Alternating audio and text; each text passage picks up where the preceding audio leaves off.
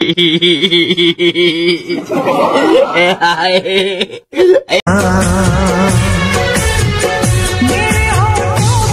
जी दोस्तों, अस्सलाम वालेकुम। क्या हाल चाल है? ठीक ठाक हो सारे? खुश हो, राजी? उम्मीद करता हूँ सब लोग ठीक होंगे और अल्हम्दुलिल्लाह मैं भी बिल्कुल ठीक हूँ। और दोस्तों आज हूँ मैं बहुत ज़्यादा खुशी की एक वजह है, बताते हैं आपको।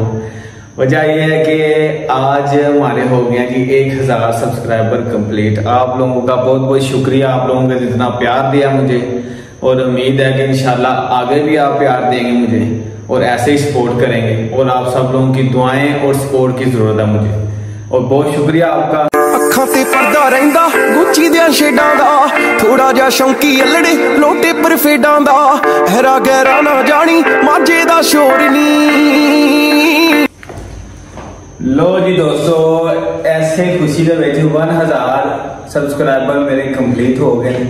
ऐसे खुशी केक कटिया जा रहा है। Ela sabe que eu lido, diz aí que não sabe, né? Duvido que não sabe. Fala a verdade que fica o jeitinho e é isso que te खावा जो तुम सारे ਨੂੰ ਮਿਲਾਂਗਾ ਫਿਰ ਤੁਹਾਨੂੰ ਵੀ ਖਵਾਵਾਂਗਾ।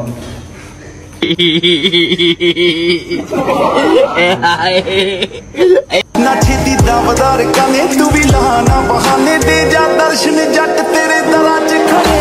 ਮੱਠੀ ਮੱਠੀ ਲਹਿਰ ਵਿੱਚ ਬਿੱਲੋ ਤੇਰੇ ਸ਼ਹਿਰ ਵਿੱਚ ਚਿੱਤ ਮੇਰਾ ਕਿਹੜੇ दोस्तों उम्मीद है अगों से मैंने सपोर्ट करना है, ठीक है? बहुत शुक्रिया आप लोगों का। डोप बन पड़ के ना सड़का ते घुम एयरपोर्ट एंड बेबी ए डीलरां दा